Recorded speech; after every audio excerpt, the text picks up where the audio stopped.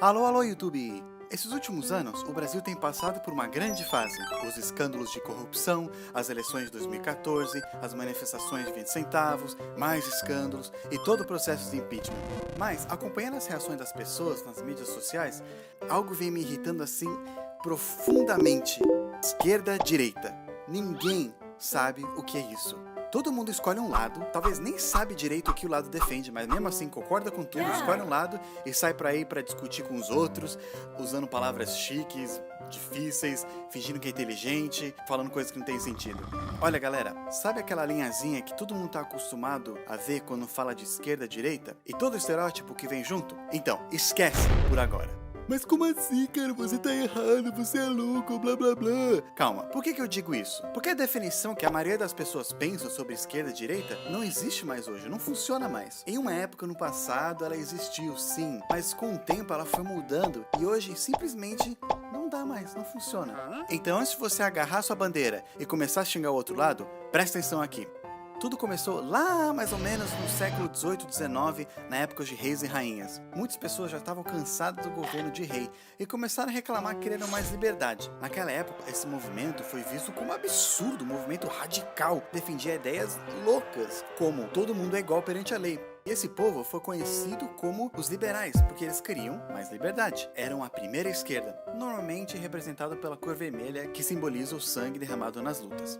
Já as pessoas que eram amigos do rei queriam deixar as coisas como estavam, porque sempre foi assim, tradições são melhores, e assim que as coisas sempre funcionaram, mais ou menos. Qualquer coisa diferente ia levar as nações num caos. Essas pessoas ficaram já conhecidas como os conservadores, aqueles que queriam conservar as tradições. O povo da direita, normalmente representado por azul, mas isso nunca foi muito certo. Com o tempo a gente sabe que a esquerda foi ganhando, o povo foi tendo mais voz. Reis e seus amigos foram sumindo, deixando de existir, até que hoje ninguém apoia rei. Bem, quase ninguém. Mas o tempo não para. Novas gerações foram surgindo, novas ideias foram vindo também, ideias ainda mais radicais e mais liberais que antes, criando um novo grupo ainda mais para a esquerda da linha.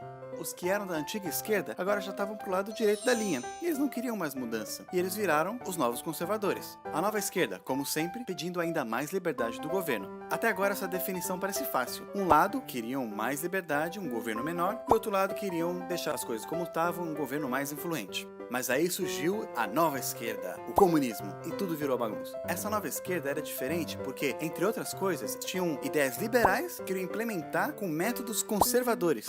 Também achava que o governo tinha que ser grande e influente, assim como muitos conservadores naquela época achavam. E aí, com o tempo, outros grupos foram surgindo, de esquerda e de direita, cada um com sua bandeira diferente. Ficou mais difícil de começar a encaixar nessa linha, porque eles tinham ideias que vinham de pontos diferentes. Não fazia mais sentido essa linha. Dá pra ver isso hoje no Brasil. Não tem um partido que é bem de direita ou de esquerda, de acordo com essa linha. Todos os partidos têm ideias que são tiradas de partes diferentes. E essa polarização que tem hoje causa muita confusão em briga que não faz sentido. Tem solução para isso então? Tem sim. Ela não é perfeita, mas é melhor do que isso aqui. É só acrescentar mais uma linha vertical. Como assim? Assim, ó. Uma linha fica questões econômicas e na outra linha fica questões sociais. Numa ponta fica o governo mais influente e na outra o governo menos. Olha só. Na linha horizontal fica a liberdade econômica, ou seja, com controle o governo tem na economia. Quanto mais para a esquerda, mais controle o governo tem. Essa sim é a famosa esquerda, que fala sobre projetos sociais, estatização, impostos mais altos para ricos, reforma agrária, etc. Até que na ponta fica o controle total da economia. Mas quanto mais para a direita você for, menos controle no governo. E assim é a famosa direita, com mercado livre, privatização, poucos impostos, lucro e etc. Na extrema ponta fica controle nenhum do governo na economia. Quando você quer discutir sobre economia, desemprego, salário mínimo, inflação, impostos ou qualquer um desses assuntos, é nessa linha que você vai ficar. Já outros assuntos como liberdade de expressão, discriminação, homofobia, feminismo, aborto, legalização das drogas, liberdade religiosa e vários outros são parte da outra linha, da liberdade social. A liberdade social é quanto o governo controla as suas liberdades individuais. Quanto mais para cima da linha você vai, mais controle o governo tem na tua vida social, até que o topo é controle total. Quanto mais para baixo, menos controle do governo, até que na ponta é controle nenhum. Legal, agora juntando essas duas linhas forma um gráfico. Calma, não é matemática. O gráfico só mostra que as pessoas podem estar em qualquer ponto entre essas duas linhas, dependendo do que elas acreditam. Por exemplo, o comunismo de Stalin e o nazismo de Hitler são praticamente iguais quando se tratavam de controlar a liberdade social, mas quando o assunto é economia, eles tinham ideias bem diferentes. Líderes do mundo se encaixam em diferentes pontos desse gráfico, e você também, dependendo do que você acredita.